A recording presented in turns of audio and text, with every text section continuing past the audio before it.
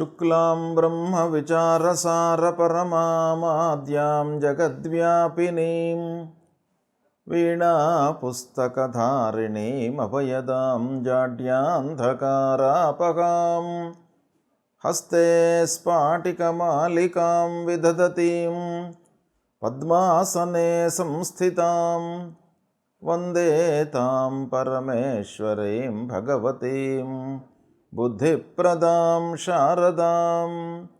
శ్రీ మహాగణాధిపతయే నమః. శ్రీ మహాసరస్వత్యై నమః. శ్రీ గురుభ్యో నమః. 2025 సంవత్సరము ఫిబ్రవరి మాసంలో కన్యారాశిలో జన్మించినటువంటి వారికి, అంటే కన్యారాశి జాతకులకు గోచార ఫలితాలు ఎలా ఉన్నాయో తెలుసుకుందాం. ముఖ్యంగా ఈ మాసంలో, ఫిబ్రవరి మాసంలో కన్యారాశి వారికి సూర్యభగవానుడు 12వ తారీఖు వరకు పంచమ స్థానంలో సంచరిస్తున్నాడు. తదనంతరం షష్టమ స్థానంలోకి ప్రవేశిస్తున్నాడు. షష్టమ స్థాన సంచారము అనుకూలంగా ఉంటుంది, పంచమ స్థానం యొక్క సంచారం ప్రతికూలంగా ఉంటుంది. ఇక కుజుడు దశమ స్థానంలో సంచరిస్తున్నాడు, ప్రతికూలంగా ఉన్నాడు. బుధుడు పంచమ షష్టమ స్థానాలలో సంచరిస్తున్నాడు, అనుకూలంగా ఉన్నాడు. గురువు భాగ్యస్థానంలో సంచరిస్తున్నాడు, అనుకూలంగా ఉన్నాడు.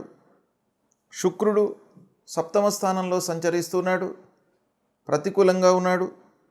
శనీశ్వరుడు షష్టమ స్థానంలో అనుకూలంగా సంచరిస్తున్నాడు. రాహు సప్తమ స్థానంలో సంచరిస్తున్నాడు, ప్రతికూలంగా ఉన్నాడు. కేతువు జన్మస్థానంలో సంచరిస్తున్నాడు, ప్రతికూలంగా ఉన్నాడు. ఈ విధంగా గ్రహాల యొక్క సంచారము ఉన్నది ఈ ఫిబ్రవరి మాసంలో. ముఖ్యంగా ప్రధానమైనటువంటి గ్రహాలు, గురువు భాగ్యస్థానంలో ఉన్నాడు, శనీశ్వరుడు 6వ స్థానంలో ఉన్నాడు. కన్యారాశి వారికి ఈ 2 గ్రహాల యొక్క అనుకూలత ఉంది ఈ ఫిబ్రవరి మాసంలో. ఇక రాహుకేతువుల యొక్క ప్రతికూలత మటుకు ఒక పక్కన ఉంది.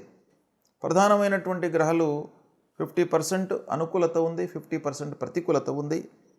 ఇక మాసవారీ ఫలితాలపై ప్రభావాన్ని చూపించేటువంటి గ్రహాల యొక్క సంచారం చూసినట్టయితే బుధుడు అనుకూలంగా ఉన్నాడు, సూర్యుడు 50% అనుకూలంగా ఉన్నాడు, కుజుడు శుక్రుడు ప్రతికూలంగా ఉన్నారు. ఈ విధంగా మనం చూసినట్టయితే ఈ ఫిబ్రవరి మాసం లోపల అనుకూలత ఉన్నప్పటికీ ప్రత్యేకంగా ఈ మాసం లోపల కొన్ని విషయాలలో జాగ్రత్తలు తీసుకోవాలి. అంటే ఆదాయము వస్తుంది, ఆదాయం నిలకడగానే ఉంటుంది, రావాల్సినటువంటి డబ్బు వస్తుంది, చేతికి అందుతుంది. కానీ రాహుకేతువుల మూలకంగా కొంత ఖర్చు సంభవించేటువంటి అవకాశాలు ఉన్నాయి. అంటే రావడము పోవడం కూడాను జరుగుతుంది ఈ మాసం లోపల. ఇక పనుల విషయం లోపల మీకు కలిసి వస్తుంది, మంచి పేరు లభిస్తుంది. ఈ మాసం లోపల గౌరవ మర్యాదలకు ఇబ్బందులు లేవు. అనుకున్న పనులు మీకు అనుకున్నట్టుగా నెరవేరుతాయి. అదృష్టం బాగా కలిసి వస్తుంది ఈ మాసం లోపల. ఇక 3-4 వారాలలో సమయస్ఫూర్తితో కొన్ని నిర్ణయాలు తీసుకోవడం మట్టుకు అవసరము. లాభాలు ప్రయోజనకరంగా ఉంటాయి. పూర్వము ఉన్నటువంటి సమస్యలకు పరిష్కారం లభిస్తుంది. ఆస్తుల విషయంలో తగాదాలు దూరమవుతాయి.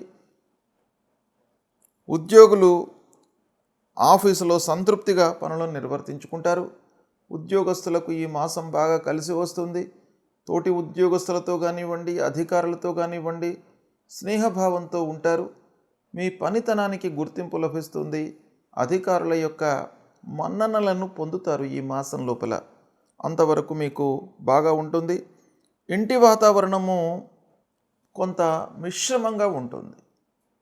ఇంటి లోపల భార్య పిల్లలతో కొంత మనస్పర్ధలు, అనవసరమైనటువంటి వాగ్వివాదాలు తలెత్తేటువంటి అవకాశాలు ఉన్నాయి. కానీ కుటుంబ పెద్దల యొక్క సహాయ సహకారాలు మీకు బాగా లభిస్తాయి. అంటే కుటుంబంలో తల్లిదండ్రుల యొక్క సహాయ సహకారాలు, వాళ్ళ సూచనలు, వాటిని మీరు అమలుపరచడము, ఈ విషయం ఆలోచించినట్టయితే మీకు బాగా ఉంది. కానీ భార్య పిల్లల విషయంలో ఆలోచించినట్టయితే కొంత మనస్పర్ధలు తలెత్తే అవకాశాలు ఉన్నాయి. కానీ పిల్లల విషయంలో మీరు బాగానే ఉంటారు. మీరు వారి విషయంలో మీరు బాగా ఆలోచిస్తారు.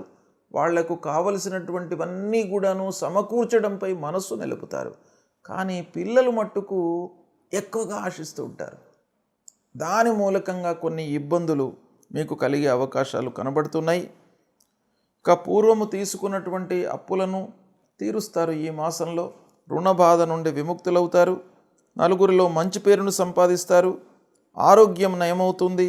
స్నేహితులు, బంధువులు, ఆత్మీయులతో కొంత సంబంధాలు ఉన్నప్పటికీ అనవసరమైనటువంటి వారితో చర్చించడం మూలకంగా కొంత వృత్తిపైన మీకు ప్రభావాన్ని చూపించేటువంటి అవకాశం కనబడుతుంది. ఇక గృహము, నిర్మాణము, భూములు కొనుగోలు, వాహనములు, వీటిపై కూడాను మీకు కొంత మంచి అనుకూలత ఉంటుంది. సాహసించి పనులు చేయకుండా కొంత విచక్షణతో మీరు ఆలోచించి ముందుకు వెళ్ళినట్టయితే మీకు మంచి ఫలితాలు కలిగేటువంటి అవకాశాలు ఉన్నాయి. ఇక ఈ మాసంలో ముఖ్యంగా మంచి ఫలితాలు మీరు చూస్తారు. అంటే ఉద్యోగస్తులకు, ఉద్యోగ ప్రయత్నంలో ఉన్నటువంటి వారికి ఉద్యోగం లభించడము, విద్యార్థులకు మంచి సంస్థల లోపల ప్రవేశం లభించడము, విదేశీ ప్రయాణాల విషయంలో ప్రయత్నాలు ఫలించడము, ఇలాంటి మంచి ఫలితాలు కొన్ని ఈ మాసంలో మీకు కలిగే అవకాశాలు ఉన్నాయి. ఇంటికి కావలసినటువంటి వస్తువులను కొనుగోలు చేయడంలో కొంత ఆలస్యము, జాప్యము జరిగినప్పటికీ కొనడం మట్టుకు ఈ మాసంలో జరుగుతుంది. సంగీత, సాహిత్య కళాకారులకు, మీడియా రంగంలో ఉన్నటువంటి వారికి, వ్యాపారంలో ఉన్నటువంటి వారికి, సాఫ్ట్వేర్ వృత్తిలో ఉన్నటువంటి వారికి పనులు కలిసి వస్తాయి. అయితే కొంత మనస్పర్ధలు తలెత్తేటువంటి అవకాశాలు ఉన్నాయి వ్యవహారం చేస్తున్నటువంటి సమయం లోపల. కాబట్టి కొన్ని జాగ్రత్తలు మట్టుకు తీసుకోవాలి. ఓవరాల్గా మనం చూసినట్టయితే ఈ మాసం చాలా ఆశావహంగా ఉంది. కొత్త అవకాశాలను మీరు పొందుతారు. ఇక ఆరోగ్య పరంగా కొంత జాగ్రత్తలు మట్టుకు తీసుకోవాలి. ప్రారంభంలో, ఈ మాసం ప్రారంభంలో కొంత వర్క్ లోడ్ మూలకంగా మీరు శరీరంపై, మీ ఆరోగ్యంపై ఎక్కువ మనస్సు నిలపలేకపోతారు. కనుక తద్వారా కొన్ని ఇబ్బందులు తలెత్తే అవకాశం కనబడుతున్నాయి. ఆర్థికంగా మట్టుకు మీరు నిలదొక్కుంటారు. రావాల్సినటువంటి డబ్బు చేతికి అందుతుంది. ఈ విధంగా మీకు ఈ మాసంలో మంచి ఫలితాలు కొన్ని విషయాలలో బాగా ఉన్నాయి.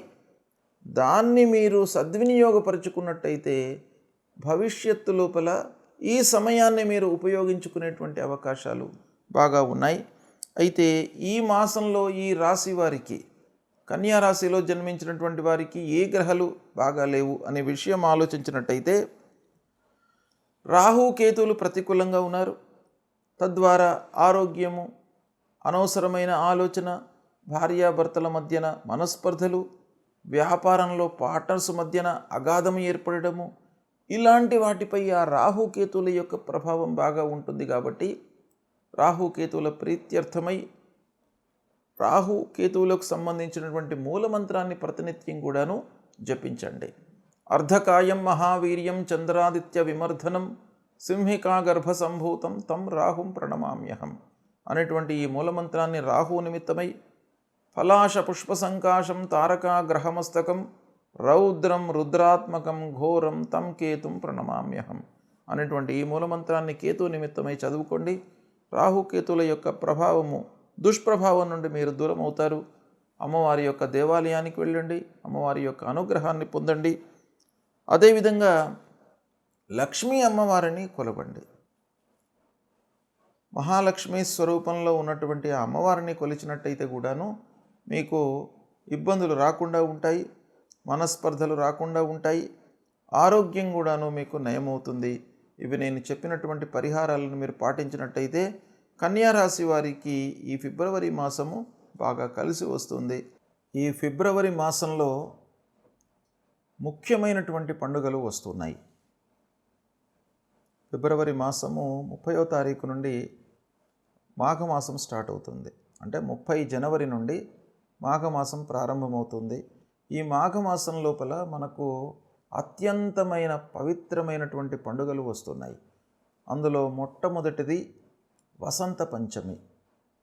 2వ తారీఖు నాడు వసంత పంచమి ఆదివారం ఉదయం 10 నుండి మళ్ళీ తెల్లవారితే సోమవారం నాడు 7 గంటల వరకు పంచమి వ్యాపించి ఉన్నది.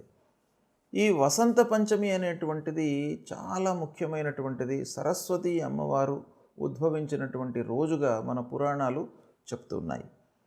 కనుక విద్యార్థులు ముఖ్యంగా ఈ వసంత పంచమి రోజున అమ్మవారి దేవాలయానికి వెళ్ళి సరస్వతి అమ్మవారి యొక్క అనుగ్రహాన్ని పొందినట్టయితే మీకు సువిద్య, మంచి విద్య ప్రాప్తి అవుతుంది, వస్తుంది అనేటువంటిది మనకు పురాణ ఇతిహాసాలు చెప్తున్నాయి. కనుక ముఖ్యంగా విద్యార్థుల కొరకు ఈ వసంత పంచమి. ఇక వ్యాపారులకు కూడాను వసంత పంచమి యొక్క ప్రాధాన్యత బాగా ఉంది. ఈ వసంత పంచమి రోజున ఎవరైతే వ్యాపారాన్ని ప్రారంభిస్తారో గ్రహస్థితికి సంబంధం లేకుండా ఆ వ్యాపారము నిర్విఘ్నంగా కొనసాగుతుంది, లాభదాయకంగా ఉంటుంది. 4 డబ్బులు ఆ వ్యాపారంలో మీరు గడించేటువంటి అవకాశాలు ఉంటాయి. కాబట్టి వసంత పంచమి రోజున మీకు అవకాశాలు ఉన్నట్టయితే వ్యాపారం చేసుకునేటువంటి వాళ్ళు కొత్త వ్యాపారము ఏదో రకంగా వ్యాపారాన్ని ప్రారంభించినట్టయితే మీకు సత్ఫలితాలు ఉంటాయి. ఇక ప్రత్యేకంగా ఈ వసంత పంచమి రోజును మనకు శాస్త్రం లోపల చాలా ఉత్తమమైనటువంటి దినంగా చెప్పబడి ఉంది.